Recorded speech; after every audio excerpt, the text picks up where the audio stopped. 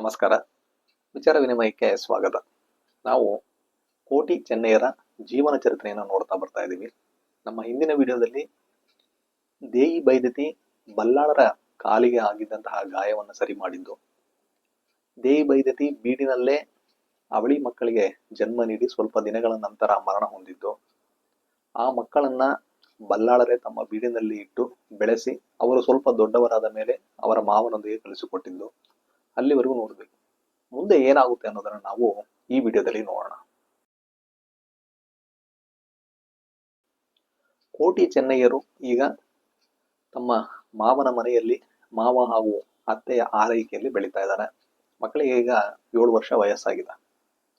ಒಂದು ದಿನ ಕೋಟಿ ಚೆನ್ನಯ್ಯರು ತಮ್ಮ ಮನೆಯ ಅಂಗಳದಲ್ಲಿ ಇದ್ದಾಗ ದೂರದಲ್ಲಿ ಈ ಮಂತ್ರಿ ಬುದ್ಧಿವಂತ ಮಲ್ಲಯ್ಯನ ಅಳಿಯಂದಿರು ಊರಿನ ಕೆಲವು ಹುಡುಗರೊಂದಿಗೆ ಸೇರ್ಕೊಂಡು ಆಟ ಆಡ್ತಾ ಇರೋದನ್ನ ಇವ್ರು ನೋಡ್ತಾರ.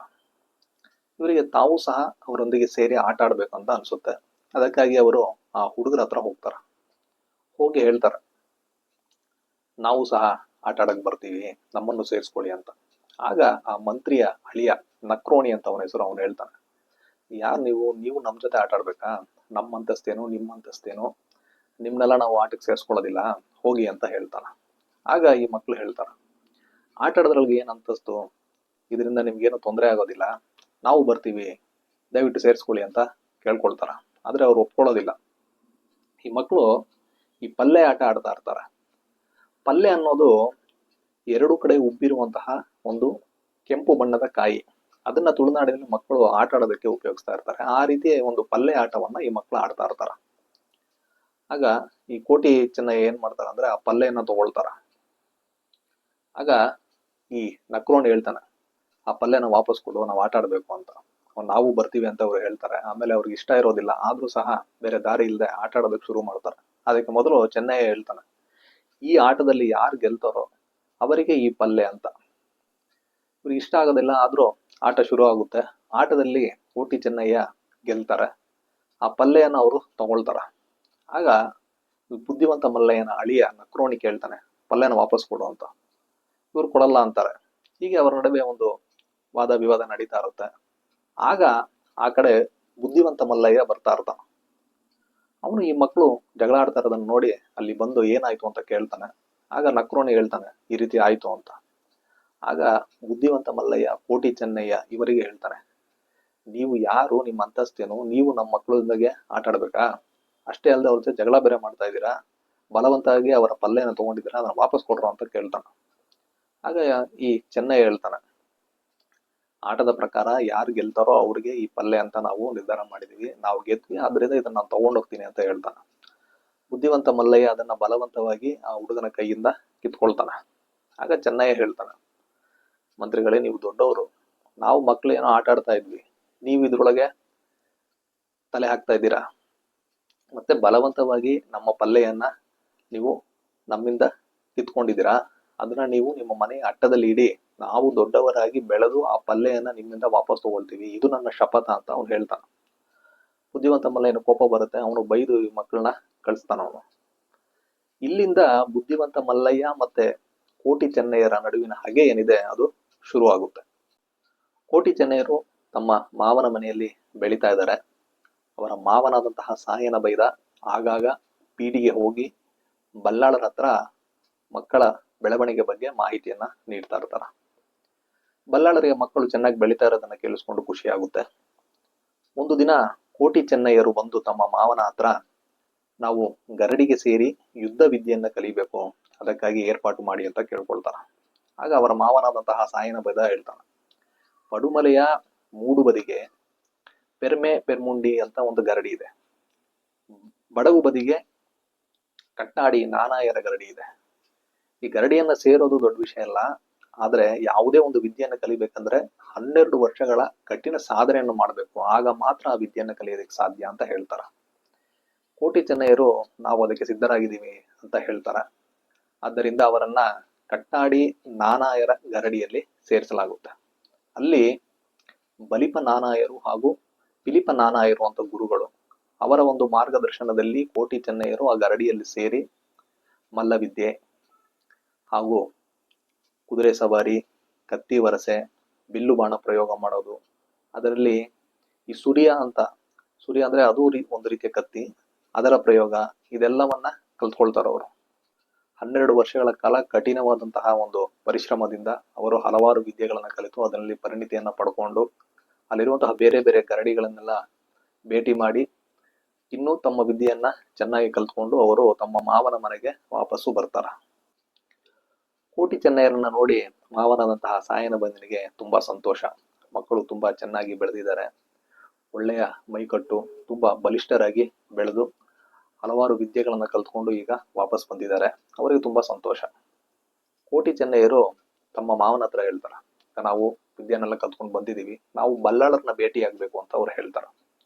ಅದಕ್ಕೇನು ಭೇಟಿ ಆಗಿರಂತೆ, ಅದಕ್ಕೆ ಮುಂಚೆ ನೀವು ಮುಖ ಕ್ಷೌರವನ್ನ ಮಾಡಿಸ್ಕೊಬೇಕು ಅಂತ ಸಾಯನ ಬೈದ ಹೇಳಿ ಅಲ್ಲಿರುವಂತಹ ಸಿದ್ದುಲ್ಲಾ ಭಂಡಾರಿ ಅವನ್ನ ಕರೆದು ಮುಖ ಕ್ಷೌರ ಮಾಡು ಅಂತ ಕೇಳ್ತಾರ. ಆಗ ಅವನು ಹೇಳ್ತಾನ, ಇವರು ವೀರರಾಗಿ ಹಲವಾರು ವಿದ್ಯೆಗಳನ್ನ ಕಲ್ತ್ಕೊಂಡು ಬಂದಿದ್ದಾರೆ, ಇವರಿಗೆ ನಾನು ಕ್ಷೌರ ಮಾಡದೆ ಸರಿಯಾಗೋದಿಲ್ಲ. ಹತ್ತರತ್ತ ಗುತ್ತಿಯಲ್ಲಿ ಭಿನ್ನಾಯ ಅಂತ ಒಬ್ಬ ಇದ್ದಾನೆ, ಅವನ್ನ ನಾನು ಕರ್ಕೊಂಬರ್ತೀನಿ ಅಂತ ಹೇಳ್ತಾನೆ. ಸರಿ ಅಂತ ಅವನಿಗೆ ಕರೆ ಹೋಗಿ ಅವನ್ನ ಕರೆಸಲಾಗುತ್ತೆ. ಈ ಸತ್ತರತ್ತಿ ಭಿನ್ನಾಯ ಕೋಟಿ ಚೆನ್ನಯ್ಯರಿಗೆ ಮುಖಶೂರ ಮಾಡಿ ಅವನಿಗೆ ಸನ್ಮಾನವನ್ನು ತಗೊಂಡು ಅವನು ಹೊರಟೋಗ್ತಾನೆ.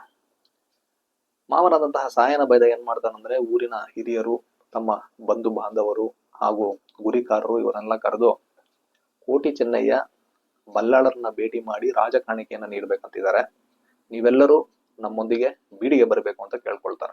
ಸರಿ ಅಂತ ಅವರೆಲ್ಲ ಒಪ್ಕೊಳ್ತಾರ. ಈಗ ಕೋಟಿ ಚೆನ್ನಯ್ಯರು ಸಿದ್ಧರಾಗ್ತಾರೆ. ಅವರು ಒಳ್ಳೆಯ ವಸ್ತ್ರ ಆಭರಣಗಳು ಇದನ್ನೆಲ್ಲ ಧರಿಸಿಕೊಂಡು ರಾಜಕಾಣಿಕೆಯನ್ನು ನೀಡೋದಕ್ಕೋಸ್ಕರ ಬಲ್ಲಾಳರಿಗಾಗಿ ತೆಂಗಿನಕಾಯಿ, ವೀಳ್ಯದೆಲೆ, ಇನ್ನೂ ಮುಂತಾದ ವಸ್ತುಗಳನ್ನೆಲ್ಲ ತಗೊಂಡು ವಾದ್ಯಗಳೊಂದಿಗೆ ಬೀಡಿನ ಕಡೆ ಸಾಕ್ತಾರ. ಅವರು ಬೀಡಿನಲ್ಲಿ ಚಾವಡಿಯಲ್ಲಿ ಬಲ್ಲಾಳರಿದ್ದಾರೆ. ಕೋಟಿ ಚೆನ್ನಯ್ಯರನ್ನ ನೋಡಿ ಅವರಿಗೆ ತುಂಬಾ ಸಂತೋಷ ಆಗುತ್ತೆ. ಅವರು ತಾವು ಸಾಕಿದಂತಹ ಈ ಮಕ್ಕಳು ಇವತ್ತು ವಿದ್ಯೆಯನ್ನೆಲ್ಲ ಕಲಿತು ತಮಗೆ ಒಂದು ಗೌರವ ಕಾಣಿಕೆಯನ್ನು ನೀಡಬೇಕಂತ ಬಂದಿದ್ದಾರೆ. ಅವರಿಗೆ ತುಂಬಾ ಸಂತೋಷ. ಬಲ್ಲಾಳರು ಕೋಟಿ ಚೆನ್ನಯ್ಯರನ್ನು ಉದ್ದೇಶಿಸಿ ಹೇಳ್ತಾರ, ನೀವು ವಿದ್ಯೆಯನ್ನ ಕಲಿತು ನನಗೆ ಗೌರವ ಕಾಣಿಕೆಯನ್ನು ನೀಡಕ್ ಬಂದಿದ್ದೀರಾ, ನನಗೆ ತುಂಬಾ ಖುಷಿ ಆಗ್ತಾ ಇದೆ. ಅದೇ ರೀತಿ ಮಂತ್ರಿಯವರಿಗೂ ಸಹ ನೀವು ಗೌರವ ಕಾಣಿಕೆಯನ್ನು ನೀಡಬೇಕಾಗಿತ್ತು ಅಂತ ಹೇಳ್ತಾರೆ. ಆಗ ಕೋಟಿ ಚೆನ್ನಯ್ಯ ಹೇಳ್ತಾರ, ಬಲ್ಲಾಳರೇ, ಊರಿಗೆ ಒಬ್ಬ ಅರಸ, ರಾಜ್ಯಕ್ಕೆ ಒಬ್ಬ ದೊರೆ, ಬೀಡಿಗೆ ಒಬ್ಬ ಬಲ್ಲಾಳ ಅಂತ ನಾವು ನಿಮಗೆ ರಾಜಕಾಣಿಕೆಯನ್ನು ತಂದಿದ್ದೀವಿ. ನೀವು ಮಂತ್ರಿಯವರಿಗೂ ಕೊಡ್ಬೇಕು ಅಂತ ಹೇಳ್ತಾ ಇದ್ರ, ಖಂಡಿತವಾಗ್ಲೂ ನಾವು ಮಂತ್ರಿಯವರಿಗೆ ಗೌರವ ಕೊಡ್ತೀವಿ ಅಂತ ಹೇಳ್ತಾರ. ಅದಾದ ನಂತರ ಬೀಡಿನಿಂದ ವಾಪಸ್ ಬರ್ಬೇಕಾದ್ರೆ ತಮ್ಮೊಂದಿಗೆ ಬಂದಂತಹ ಹಿರಿಯರು, ಊರವರಿಗೆಲ್ಲ ಅವರು ಏನು ಗೌರವ ಕೊಡ್ಬೇಕು ಅದನ್ನೆಲ್ಲ ಕೊಟ್ಟು ಕಳಿಸ್ತಾರೆ. ನಂತರ ಅವರು ಮಂತ್ರಿಯ ಮನೆಗೆ ಹೋಗ್ತಾರೆ ಕಾಣಿಕೆಯನ್ನ ನೀಡೋದಕ್ಕೋಸ್ಕರ. ಅವರ ಮನೆಗೆ ಹೋದಾಗ ಮಂತ್ರಿ ಮನೆಯ ಒಳಗೆ ಇರ್ತಾರೆ, ಹೊರಗೇನೆ ಬರೋದಿಲ್ಲ. ಅವರು ತುಂಬಾ ಹೊತ್ತು ಕಾಯ್ತಾರೆ, ಮಂತ್ರಿ ಬರೋದಿಲ್ಲ. ಅವ್ರಿಗೆ ತುಂಬಾ ಬೇಸರವಾಗಿ ಅಲ್ಲಿಂದ ಹೊರಟೋಗ್ತಾರೆ. ಈ ಒಂದು ವಿಷಯ ಮತ್ತೆ ಮಂತ್ರಿ ಹಾಗೂ ಕೋಟಿ ಚೆನ್ನಯ್ಯರ ನಡುವಿನ ವೈಷಮ್ಯ ಏನಿದೆ ಅದನ್ನ ಇನ್ನೂ ಹೆಚ್ಚು ಮಾಡುತ್ತೆ. ಕೋಟಿ ಚೆನ್ನಯ್ಯರ ಹೆಸರೇನಿದೆ ಅದು ದಿನದಿಂದ ದಿನಕ್ಕೆ ಜನಪ್ರಿಯವಾಗ್ತಾ ಹೋಗುತ್ತೆ. ಈ ವೀರ ತರುಣರು ಅವರು ಹಲವಾರು ವಿದ್ಯೆಗಳನ್ನ ಕಲ್ತ್ಕೊಂಡು ಬಂದಿದ್ದಾರೆ. ಅವರು ಯಾವಾಗ್ಲೂ ಬಿಲ್ಲು ಬಾಣ ಇಟ್ಕೊಂಡು ಬೇಟೆಯಾಡೋದು, ಯಾರಾದ್ರೂ ಕಷ್ಟದಲ್ಲಿದ್ರೆ ಅವ್ರಿಗೆ ಸಹಾಯ ಮಾಡೋದು, ಸತ್ಯ, ನ್ಯಾಯ, ಧರ್ಮ ಇದರ ಪರವಾಗಿ ಅನ್ಯಾಯಕ್ಕೆ ವಿರುದ್ಧವಾಗಿ ಹೋರಾಡೋದು. ಈ ರೀತಿ ಇರೋದ್ರಿಂದ ಅವರ ಒಂದು ಹೆಸರು ಏನಿದೆ ಅದು ಜನಪ್ರಿಯವಾಗುತ್ತಾ ಹೋಗುತ್ತೆ. ಅವರು ಮಲ್ಲ ವಿದ್ಯೆಯನ್ನ ಕಲ್ತ್ಕೊಂಡು ಅಗ್ರಗಣ್ಯ ಮಲ್ಲ ಜಟ್ಟಿಗಳಾಗಿ ಪ್ರಸಿದ್ಧರಾಗ್ತಾರ.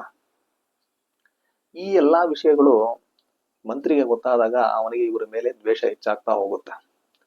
ಈ ಮಂತ್ರಿ ಹಾಗೂ ಕೋಟಿ ಚೆನ್ನಯ್ಯರ ನಡುವಿನ ಹಗೆ ಏನಿದೆ ಅದು ಬೆಳೀತಾ ಇರೋ ವಿಷಯ ಆಗಾಗ ಬಲ್ಲಾಳರಿಗೆ ಗೊತ್ತಾಗ್ತಾ ಇರುತ್ತೆ. ಅವರು ಯೋಚನೆ ಮಾಡ್ತಾರ, ಈ ರೀತಿ ಆದ್ರೆ ಏನ್ ಮಾಡೋದು ಅಂತ. ಆಗ ಅವರಿಗೆ ದೇಯಿ ಬೈದತಿಗೆ ತಾನು ನೀಡಿದಂತಹ ಮಾತಿನ ನೆನಪಾಗುತ್ತೆ. ಅಂದ್ರೆ ಗಂಡು ಮಕ್ಕಳಾದ್ರೆ ಅವರಿಗೆ ಒಂದು ಓಡಿ ಪಾಲನ ಕೊಡ್ತೀನಿ ಅಂತ ಹೇಳಿರ್ತಾರ. ಈಗ ಅದಕ್ಕೆ ಸಮಯ ಬಂದಿದೆ ಅಂತ ಅವ್ರು ಅನ್ಕೊಂಡು ಕೋಟಿ ಚೆನ್ನಯ್ಯರನ್ನ ಬೀಡಿಗೆ ಕರೆಸ್ತಾರ. ಕರೆದು ಹೇಳ್ತಾರ, ನಾನು ನಿಮ್ಮ ತಾಯಿಗೆ ಈ ರೀತಿ ಮಾತು ಕೊಟ್ಟಿದ್ದೆ, ಅದರ ಪ್ರಕಾರ ನಾನು ಈ ಅನಿಲ್ಜೆ ಬೈಲಿನಲ್ಲಿರುವಂತಹ ಕೆಳಗೋಡಿ ಕಂಬಳವನ್ನ ನಾನು ನಿಮಗೆ ಕೊಡ್ತೀನಿ.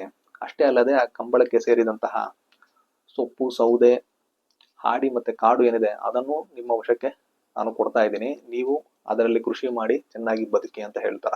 ಅದೇ ರೀತಿ ಈ ಮೇಲೋಡಿ ಕಂಬಳ ಏನಿದೆ ಅದು ಮಂತ್ರಿಗಳಿಗೆ ಸೇರಿದ್ದು.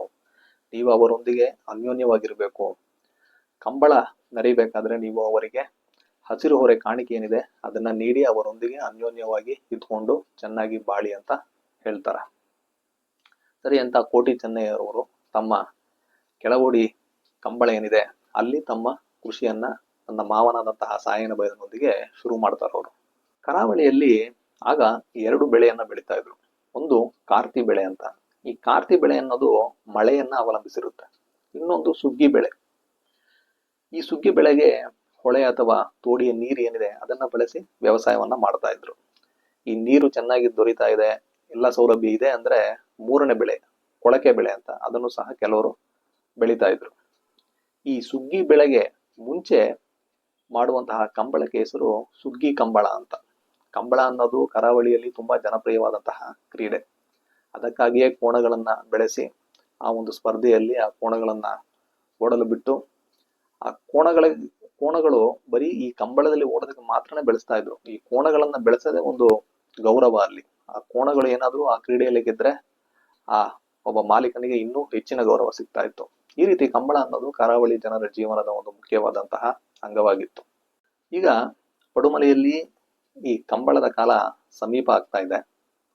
ಒಂದು ದಿನ ಈ ಬುದ್ಧಿವಂತ ಮಲ್ಲಯ್ಯ ಮಂತ್ರಿಗಳು ಏನ್ ಮಾಡ್ತಾರಂದ್ರೆ ಒಂದು ಕಾಣಿಕೆಯನ್ನು ತಗೊಂಡು ಈ ಕಂಬಳಕ್ಕೆ ದಿನವನ್ನು ಗೊತ್ತು ಮಾಡೋದಕ್ಕೆ ಜೋಯಿಸರ ಹತ್ರ ಹೋಗ್ತಾ ಇರ್ತಾರ ಅವರು ಈ ಕೋಟಿ ಚೆನ್ನಯ್ಯರ ಮನೆಯ ಮುಂದೆ ಹೋಗ್ತಾ ಇರ್ತಾರ. ಆಗ ಕೋಟಿ ಮಂತ್ರಿಯವರನ್ನು ನೋಡಿ ಅವರ ಹತ್ರ ಬಂದು ಒಂದು ತೆಂಗಿನಕಾಯಿಯನ್ನು ಕಾಣಿಕೆಯನ್ನಾಗಿ ನೀಡಿ, ಮಂತ್ರಿಗಳೇ, ನೀವು ಕಂಬಳದ ದಿನವನ್ನ ನೋಡೋದಕ್ಕಂತ ಈ ರೀತಿ ಜ್ಯೋತಿಷ್ಯರ ಹತ್ರ ಹೋಗ್ತಾ ಇದ್ದೀರಾ, ನಮ್ಮ ಕಂಬಳಕ್ಕೂ ಸಹ ಹಾಗೆ ಒಂದು ದಿನವನ್ನ ನೋಡ್ಕೊಂಡು ಬನ್ನಿ ಅಂತ ಆ ಕಾಣಿಕೆಯನ್ನ ನೀಡ್ತಾನೆ. ಸರಿ ಅಂತ ಮಂತ್ರಿ ಆ ಕಾಣಿಕೆಯನ್ನು ತಗೊಂಡು ಹೊರಡ್ತಾರ. ಸ್ವಲ್ಪ ದೂರ ಹೋದ ಮೇಲೆ ಕೋಟಿ ಇಲ್ಲ ಅಂತ ಗೊತ್ತಾಗಿ ಆ ತೆಂಗಿನಕಾಯಿಯನ್ನು ಒಡೆದು ಅವರು ನೀರು ಕುಡಿದು ಅದನ್ನ ಬಿಸಾಕಿ ಹೊರಟೋಗ್ತಾರೆ. ಇದನ್ನ ಅಲ್ಲಿ ಇದ್ದಂತಹ ದನ ಕಾಯುವ ಹುಡುಗರು ನೋಡಿ ಕೋಟಿಗೆ ವಿಷಯವನ್ನ ತಿಳಿಸ್ತಾರ. ಮಂತ್ರಿಗಳು ಜ್ಯೋತಿಷರನ್ನ ಭೇಟಿಯಾಗಿ ಈ ರೀತಿ ಕಂಬಳಕ್ಕಾಗಿ ದಿನವನ್ನ ಹೇಳ್ಬೇಕು ಅಂತ ಕೇಳಿದಾಗ ಬರುವ ಮಂಗಳವಾರ ಚೆನ್ನಾಗಿದೆ ಅಂತ ಜ್ಯೋತಿಷರು ಹೇಳ್ತಾರ. ಮಂತ್ರಿಗಳು ವಾಪಸ್ಸು ಬರ್ತಾ ಕೋಟಿಯನ್ನ ಭೇಟಿ ಆಗ್ತಾರೆ. ಅವ್ರು ಹೇಳ್ತಾರ, ಮುಂದಿನ ಮಂಗಳವಾರ ನಮ್ಮ ಕಂಬಳ ನಡೆಯುತ್ತೆ, ಅದರ ಮುಂದಿನ ಮಂಗಳವಾರ ನೀವು ನಿಮ್ಮ ಕಂಬಳವನ್ನ ಮಾಡಬಹುದು ಅಂತ ಹೇಳ್ತಾರ. ಕೋಟಿಗೆ ವಿಷಯ ಗೊತ್ತಾಗುತ್ತೆ, ಇವ್ರು ಸುಳ್ಳು ಹೇಳ್ತಾ ಇದ್ದಾರೆ ಅಂತ. ಅವನು ಸುಮ್ಮನಾಗ್ತಾನ. ಅವನು ಗೊತ್ತು ಇವರು ಹೇಳ್ತಿರುವಂತಹ ಮಂಗಳವಾರ ಅದು ಅಮಾವಾಸ್ಯ ದಿನ, ಅವತ್ತು ಯಾರು ಕಂಬಳವನ್ನ ನಡೆಸೋದಿಲ್ಲ. ಇವರು ಯಾವತ್ತು ಕಂಬಳವನ್ನು ಮಾಡ್ತಾರೋ ಅದೇ ದಿನ ನಾವು ಸಹ ಕಂಬಳವನ್ನು ಮಾಡಬೇಕು ಅಂತ ಕೋಟಿ ಚೆನ್ನಯ್ಯ ನಿರ್ಧಾರ ಮಾಡ್ತಾರ. ಅವರು ತಮ್ಮ ಮಾವ ಬಿತ್ತನೆಗಾಗಿ ಅಟ್ಟದ ಮೇಲೆ ಇಟ್ಟಿದ್ದಂತಹ ಭತ್ತದ ಬೀಜವನ್ನು ತೆಗೆದು ನೀರಿನಲ್ಲಿ ನೆನೆಸ್ತಾರೆ. ಮತ್ತೆ ಊರಿನ ಜನಕ್ಕೆ ಅವರು ಒಂದು ಹೇಳಿಕೆಯನ್ನ ಕೊಡ್ತಾರ. ಈ ರೀತಿ ಕಂಬಳವನ್ನು ನಡೆಸ್ಬೇಕಂತ ನಾವಿದೀವಿ, ಯಾರ ಹತ್ರ 4 ಕೋಣ 2 ಮಾಣಿ ಇದೆಯೋ ಅವರು 2 ಕೋಣ 1 ಮಾಣಿಯನ್ನ ನಮಗೆ ಕೊಡ್ಬೋದು, ಇನ್ನೂ 2 ಕೋಣ 1 ಮಾಣಿಯನ್ನ ಮಂತ್ರಿಗಳಿಗೆ ಕೊಡಿ. ಯಾರ ಹತ್ರ 2 ಕೋಣ 1 ಮಾಣಿ ಇದೆಯೋ ಅವರು ನಿಮಗೆ ಯಾರಿಗೆ ಇಷ್ಟನೋ ಅವ್ರಿಗೆ ಅದನ್ನ ಕೊಡ್ಬೋದು ಅನ್ನೋ ರೀತಿಯಲ್ಲಿ ಹೇಳಿ ಕಳಿಸ್ತಾರ. ಈಗ ಕಂಬಳದ ದಿನ ಬಂತು.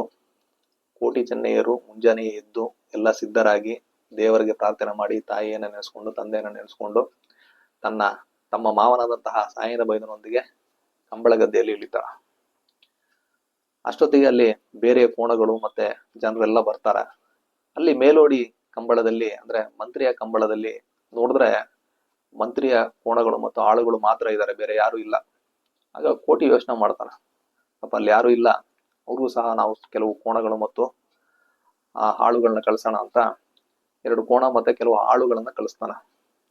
ಇದರಿಂದ ಮಂತ್ರಿಗಳಿಗೆ ಕೋಪ ಬರುತ್ತೆ, ಇವನು ನಮ್ಗೆ ಅವಮಾನ ಮಾಡ್ತಾ ಇದ್ದಾನೆ ಅಂತ ಹೇಳಿ ಆ ಕೋಣ ಮತ್ತೆ ಆಳುಗಳನ್ನು ಒಡೆದು ಕಳಿಸ್ತಾರ ಅವರು.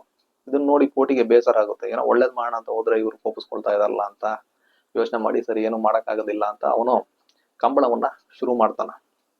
ಕಂಬಳ ಎಲ್ಲ ತುಂಬಾ ವಿಜೃಂಭಣೆಯಿಂದ ನಡೆಯುತ್ತೆ. ಅಲ್ಲಿ ಬಂದಿದ್ದಂತಹ ತಮ್ಮ ಬಂಧು ಬಾಂಧವರು ಉಳಿದವರಿಗೆಲ್ಲ ಊಟ ಉಪಚಾರವನ್ನೆಲ್ಲ ಮಾಡಿ ಕಳ್ಸ್ಕೊಡ್ತಾರ. ಆಮೇಲೆ ಅವರು ಗದ್ದೆಗೆ ಇಳಿದು ಬೀಜವನ್ನ ಬಿತ್ತಾರ. ಅಲ್ಲಿ ಮೇಲೋಡಿ ಕಂಬಳದಲ್ಲಿ ಮಂತ್ರಿಗಳು ಏನ್ ಮಾಡ್ತಾರ ಅಂದ್ರೆ ತಮ್ಮ ಒಂದು ದೊಡ್ಡ ಸ್ಥಿತಿಯನ್ನು ತೋರ್ಸ್ಕೊಬೇಕು ಅನ್ನೋದಕ್ಕೋಸ್ಕರ ಈ ವಾದ್ಯಗಳ ಸಹಿತ ಒಂದು ದಂಡಿಗೆಯಲ್ಲಿ ಬೀಜವನ್ನ ತಂದು ಅದನ್ನ ಬಿತ್ತನೆ ಮಾಡ್ತಾರ ಅವರು. ಈ ಭತ್ತವನ್ನ ಬಿತ್ತಿದ ನಂತರ ಅದು ತಳ ಊರೋದಕ್ಕೆ ಒಂದು 3 ದಿನ ಬೇಕಾಗುತ್ತೆ. ಆ ರೀತಿ ಆದಾಗ ಸ್ವಲ್ಪ ಅದು ಮೊಳಕೆ ಹೊಡೆದಾಗ ಆ ಏರಿದ ನೀರ್ ಏನಿದೆ ಅದನ್ನ ಇಳಿಸ್ಬೇಕಾಗುತ್ತೆ. ಇಲ್ಲದೇ ಇದ್ರೆ ಆ ನೀರ್ ತುಂಬಿಕೊಂಡು ಆ ಬೆಳೆ ಎಲ್ಲ ಹಾಳಾಗುತ್ತೆ.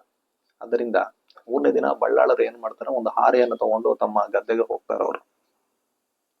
ಅಲ್ಲಿ ಆ ಮಳೆ ನೀರು ಅಂದ್ರೆ ಬೆಟ್ಟದಿಂದ ಹರಿಯುವ ನೀರೇನಿದೆ ಅದು ಹರಿಯೋದಕ್ಕೆ ಒಂದು ತೋಡಿಯನ್ನ ಮಾಡಿರ್ತಾರೆ ಅವರು. ಆ ತೋಡಿಗೆ ಆ ನೀರನ್ನ ಹರಿಸಲಾಗುತ್ತೆ. ಅದೇ ರೀತಿ ಕಂಬಳದಲ್ಲಿ ನೀರು ಹೆಚ್ಚಾದಾಗ ಆ ನೀರನ್ನು ಸಹ ಆ ತೋಡಿಗೆ ಬಿಡ್ತಾ ಇರ್ತಾರೆ. ಇದು ಅಲ್ಲಿನ ಕ್ರಮ. ಈ ಮಂತ್ರಿಗಳು ತಮ್ಮ ಗದ್ದೆಗೆ ಬಂದಾಗ ಕೆಳಗೋಡಿ ಗದ್ದೆಯನ್ನ ನೋಡ್ತಾರೆ. ಅಲ್ಲಿ ಆಗ್ಲೇ ಭತ್ತ ಮೊಳಕೆ ಹೊಡೆದು ಚಿಗುರು ಬಂದಿರುತ್ತೆ. ಅದನ್ನ ನೋಡಿ ಇವ್ರಿಗೆ ಅಸಹ್ಯ ಆಗುತ್ತೆ. ಇವ್ರು ಏನ್ ಮಾಡ್ತಾರಂದ್ರೆ ಆ ಮಳೆ ನೀರು ಹರಿಯುವ ತೋಡಿ ಏನಿದೆ ಅದಕ್ಕೆ ಆ ತೋಡಿಗೆ ಒಂದು ಕಟ್ಟೆ ಹಾಕಿ ಆ ನೀರನ್ನೆಲ್ಲ ತಮ್ಮ ಗದ್ದೆಗೆ ಹರಿಸ್ತಾರ ಅವರು. ಅವರ ಗದ್ದೆ ನೀರೆಲ್ಲ ತುಂಬುತ್ತೆ. ಅದಾದ್ಮೇಲೆ ಅವ್ರು ಏನ್ ಮಾಡ್ತಾರಂದ್ರೆ ತಮ್ಮ ಗದ್ದೆಯ ಮಧ್ಯದಲ್ಲಿರುವಂತಹ ಹುಣಿ ಅದನ್ನ ಕಡಿದು ಆ ನೀರನ್ನೆಲ್ಲ ಈ ಕೆಳಗೋಡಿ ಕಂಬಳಕ್ಕೆ ಹರಿಸ್ತಾರ ಅವರು. ಅಂದ್ರೆ ಕೋಟಿ ಚೆನ್ನಯ್ಯರ ಕಂಬಳಕ್ಕೆ ಆ ನೀರು ಹರಿದು ಹೋಗುತ್ತೆ. ಆ ಕೋಟಿ ಚೆನ್ನಯ್ಯರ ಕಂಬಳ ಏನಿದೆ ಅಂದ್ರೆ ಗದ್ದೆ ಏನಿದೆ ಅದು ನೀರಿನಿಂದ ತುಂಬಿಕೊಳ್ಳುತ್ತೆ. ಆ ಬೆಳೆದಿದ್ದಂತಹ ಮೊಳಕೆ ಹೊಡೆದಿದ್ದಂತಹ ಪೈರುಗಳು ಏನಿದೆ ಅದು ನೀರಿನಲ್ಲಿ ಮುಳುಗಿ ಹಾಳಾಗುತ್ತೆ. ಇಲ್ಲಿ ಕೋಟಿ ಚೆನ್ನಯ್ಯರು ತಮ್ಮ ಗದ್ದೆ ಕಡೆ ಹಾರೆ ಹಿಡ್ಕೊಂಡು ಬರ್ತಾ ಇದಾರೆ. ಹತ್ತಿರ ಬಂದಾಗ ಕೋಟಿಗೆ ನೀರು ಹರಿಯುತ್ತಿರುವ ಶಬ್ದ ಕೇಳಿಸುತ್ತೆ. ಹೋಗಿ ನೋಡ್ತಾನೆ ಗದ್ದೆಯ ತುಂಬಾ ನೀರು. ತುಂಬಾ ಬೇಸರ ಆಗುತ್ತೆ, ಈ ರೀತಿ ಆಗೋಯ್ತಲ್ಲ ಅಂತ. ಅವನೇನ್ ಮಾಡ್ತಾನಂದ್ರೆ ಚೆನ್ನಯ್ಯನಿಗೆ ಹೇಳ್ತಾನೆ, ನೀನ್ ಇಲ್ಲೇ ಇರೋ, ನಾನು ಹೋಗಿ ಮಂತ್ರಿ ಅವ್ರ ಹತ್ರ ಮಾತಾಡ್ಕೊಂಡ್ ಬರ್ತೀನಿ ಅಂತ. ಅಲ್ಲಿ ದೂರದಲ್ಲಿ ಒಂದು ತೆಂಗಿನ ಮರದ ಕೆಳಗೆ ಕೂತಿರುವಂತಹ ಮಂತ್ರಿಗಳ ಹತ್ರ ಅವನು ಹೋಗಿ ಸೊಲ್ಮೆ ಅಂದ್ರೆ ವಂದನೆಯನ್ನು ಸಲ್ಲಿಸಿ ಹೇಳ್ತಾನೆ, ಮಂತ್ರಿಗಳೇ, ನೀವು ನೀರನ್ನೆಲ್ಲ ನಮ್ಮ ಗದ್ದೆಗೆ ಹರಿಸಿದಿರಲ್ಲ, ಇದು ನ್ಯಾಯನ? ಈ ರೀತಿ ನೀವು ಮಾಡಬಾರ್ದು, ದೊಡ್ಡವ್ರು ನೀವು. ಈಗ ನಮ್ಮ ಬೆಳೆ ಎಲ್ಲ ಹಾಳಾಗೋಯ್ತು, ಈ ರೀತಿ ಮಾಡ್ಬೋದಾ ನೀವು ಅಂತ ಕೇಳ್ತಾನ. ಆಗ ಮಂತ್ರಿಗಳು ಕೋಪದಿಂದ ಹೇಳ್ತಾರ, ನೀನ್ ಯಾರು, ನಾನ್ ಯಾರು, ನನ್ನಂತಸ್ತೇನು ನಿನ್ನಂತಸ್ತೇನು? ನೆನ್ನೆ ಮೊನ್ನೆ ಕೃಷಿ ಮಾಡಕ್ ಬಂದವ್ ನೀನು. ನಾನು ಹಲವಾರು ವರ್ಷಗಳಿಂದ ಕೃಷಿ ಮಾಡ್ತಾ ಇದ್ದೀನಿ. ನನಗ್ ನೀನು ಎಲ್ಲಿ ನೀರು ಬಿಡ್ಬೇಕು, ಯಾವಾಗ ಬಿಡ್ಬೇಕು, ಏನ್ ಮಾಡ್ಬೇಕು ಅಂತ ಬುದ್ಧಿವಾದ ಹೇಳ್ತಾ ಇದ್ಯಾ ಅಂತ ಬೈತಾರ ಅವ್ರು. ಕೋಟಿ ಹೇಳ್ತಾನೆ, ನೀವು ಮಾಡಿದ ತಪ್ಪು, ನನ್ನ ತಮ್ಮ ಇಲ್ಲಿದ್ದಾನೆ, ಅವ್ನಿಗೇನಾದ್ರು ನೀವು ಈ ರೀತಿ ಮಾತಾಡ್ತಾರದೆಲ್ಲ ಗೊತ್ತಾದ್ರೆ ಅವ್ನು ನಿಮ್ಮನ್ನ ಸುಮ್ಮನೆ ಬಿಡೋದಿಲ್ಲ, ದಯವಿಟ್ಟು ಇಲ್ಲಿಂದ ಹೊರಟೋಗಿ ಅಂತ ಹೇಳ್ತಾನೆ. ಆಗ ಅವ್ನು ಇನ್ನ ಕೋಪ ಮುಂದು ಇವ್ರ ಜಾತಿ ಬಗ್ಗೆ ಎಲ್ಲ ಬೈದು ಅವನು, ನೀನ್ ನನಗೆ ವಿರುದ್ಧವಾಗಿ ಮಾತಾಡ್ತಾ ಇದೀಯಾ, ನಿನ್ ತಮ್ಮ ಏನ್ ದೊಡ್ಡ ಮನುಷ್ಯನ? ನಾನು ಮನ್ಸು ಮಾಡಿದ್ರೆ ನೀವಿಬ್ಬರನ್ನ ಈ ಊರಿಂದ ಓಡಿಸ್ಬಿಡ್ತೀನಿ ಅಂತ ಹೇಳ್ತಾ ಇರ್ಬೇಕಾದ್ರೆ ಚೆನ್ನಯ್ಯ ಅದನ್ನ ಕೇಳಿಸ್ಕೊಂಡು ಕೋಪವಾಗಿ ಆ ಕಡೆ ಬರ್ತಾನ. ಅವನ ಕೈಯಲ್ಲಿ ಒಂದು ಸೂರ್ಯ ಅಂದ್ರೆ ಕತ್ತಿ ಇರುತ್ತೆ, ಅದನ್ನ ಲಕ್ಷ್ಮಣ ಅಂತ ಕರೀತಾರೆ. ಆ ಲಕ್ಷ್ಮಣ ಸೂರ್ಯ ಅವನ ಕೈಯಲ್ಲಿ ಇರುತ್ತೆ. ಅದನ್ನ ನೋಡಿ ಮಂತ್ರಿಗಳಿಗೆ ಗಾಬರಿಯಾಗಿ ಅವ್ರು ಓಡೋದಕ್ಕೆ ಶುರು ಮಾಡ್ತಾರ. ಚೆನ್ನಯ್ಯ ಕೋಪದಿಂದ ಆ ಕತ್ತಿಯನ್ನು ಹಿಡ್ಕೊಂಡು ಅವ್ರ ಹಿಂದೆನೆ ಓಡ್ತಾನೆ. ಅವನ ಹಿಂದೆ ಕೋಟಿ ಓಡ್ತಾನೆ. ಓಡಿ ಹೋಗಿ ಆ ಮಂತ್ರಿಗಳನ್ನ ಹಿಡ್ಕೊಂಡು ಕೆಳಗೆ ತಳ್ಳಿ, ಆ ಗದ್ದೆಯಲ್ಲಿ ತಳ್ಳಿ, ಈ ಚೆನ್ನಯ್ಯ ಏನ್ ಮಾಡ್ತಾನಂದ್ರೆ ತನ್ನ ಕೈಯಲ್ಲಿದ್ದಂತಹ ಲಕ್ಷ್ಮಣ ಸೂರ್ಯ ಅದನ್ನು ತಗೊಂಡು ಮಂತ್ರಿಗಳ ಎಡಭಾಗಕ್ಕೆ ಅವನು ತಿವಿತಾನ. ಅಷ್ಟರಲ್ಲಿ ಬಂದಂತಹ ಕೋಟಿ ಏನ್ ಮಾಡ್ತಾನೆ, ತನ್ನ ಕೈಯಲ್ಲಿದ್ದಂತಹ ರಾಮ ಎನ್ನುವ ಸೂರ್ಯ, ಅದು ಒಂದು ಕತ್ತೆ, ಅದನ್ನ ಹಿಡ್ಕೊಂಡು ಬಲಭಾಗಕ್ಕೆ ಅವನು ಚುಚ್ತಾನೆ. ಅಲ್ಲಿಗೆ ಮಂತ್ರಿಗಳ ಪ್ರಾಣ ಹೋಯ್ತು. ಈಗ ಸ್ವಲ್ಪ ಹೊತ್ತಾದ್ಮೇಲೆ ಇಬ್ರಿಗೂ ಯೋಚನೆ ಮಾಡಕ್ ಶುರು ಮಾಡ್ತಾರ, ಅಯ್ಯೋ ಈ ರೀತಿ ಆಗೋಯ್ತಲ್ಲ ಅಂತ. ಆಗ ಕೋಟಿ ಏನ್ ಹೇಳ್ತಾನಂದ್ರೆ, ಚೆನ್ನಯ್ಯ, ದುಡುಕಿ ಈ ರೀತಿ ಆಗೋಯ್ತು, ಆಗೋಯ್ತು, ಈಗ ಮಿಂಚು ಹೋದ ಕಾಲಕ್ಕೆ ಚಿಂತಿಸಿ ಫಲ ಇಲ್ಲ, ಈಗ ನಾವು ಮುಂದೆ ಏನ್ ಮಾಡ್ಬೇಕು ಅದನ್ನ ಮಾಡೋಣ ಅಂತ ಹೇಳ್ತಾನ.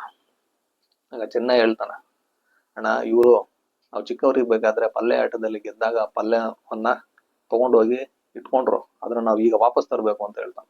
ಅದೆಲ್ಲ ಆಮೇಲೆ ಮಾಡೋಣ, ಈಗ ಮೊದ್ಲು ಈ ಮಂತ್ರಿಗಳ ಹೆಣ ಏನಿದೆ ಅದು ಇಲ್ಲಿ ಇರಬಾರ್ದು, ಇವ್ರು ಎಲ್ಲಿ ಕಟ್ಟೆ ಹೊಡೆದ್ರು ಅಲ್ಲೇ ತಗೊಂಡೋಗಿ ಇವ್ರನ್ನ ಅಲ್ಲಿ ಹಾಕಿ ಮಣ್ಣು ಹಾಕಿ ಮುಚ್ಚೋಣ ಅಂತ ಹೇಳಿ, ಈ ಅವರ ಅಂದ್ರೆ ಮಂತ್ರಿಗಳ ವಸ್ತ್ರಗಳು ಏನಿತ್ತು ಅದೆಲ್ಲವನ್ನ ತೆಗೆದು, ಮುಂಡಾಸು, ಅವರ ಕೈಕೋಲು ಮತ್ತೆ ಅವರ ಪಾದರಕ್ಷೆಗಳು ಇದನ್ನೆಲ್ಲ ತೆಗಿತಾರ ಅವರು. ತೆಗೆದು ಮಂತ್ರಿಗಳನ್ನ ಕಟ್ಟೆ ಹತ್ರ ತಗೊಂಡು ಹೋಗಿ ಹಾರೆಯಿಂದ ಮಣ್ಣನ್ನು ತೆಗೆದು ದೇಹವನ್ನ ಮುಚ್ಚುತ್ತಾರ. ಆಮೇಲೆ ಹಾರೆಕೋಲನ್ನ ತಗೊಂಡೋಗಿ ಒಂದು ಕಡೆ ನೆಟ್ಟು ಅದಕ್ಕೆ ಈ ಮುಂಡಾಸನ್ನ ಸುತ್ತಿ ಕೈಕೋಲು ಮತ್ತೆ ಇತರ ವಸ್ತ್ರಗಳನ್ನೆಲ್ಲ ಅಲ್ಲಿ ಅದಕ್ಕೆ ಇಡ್ತಾರ ಅವರು. ನೋಡಿದ್ರೆ ಯಾರೋ ಕುತ್ಕೊಂಡು ಇರೋ ತರ ಕಾಣಿಸುತ್ತದ. ಮುಂದೆ ಏನಾಯ್ತು ಅನ್ನೋದನ್ನ ನಾವು ನಮ್ಮ ಮುಂದಿನ ವಿಡಿಯೋದಲ್ಲಿ ನೋಡೋಣ. ಅಲ್ಲಿಯವರೆಗೂ ನಮಸ್ಕಾರ.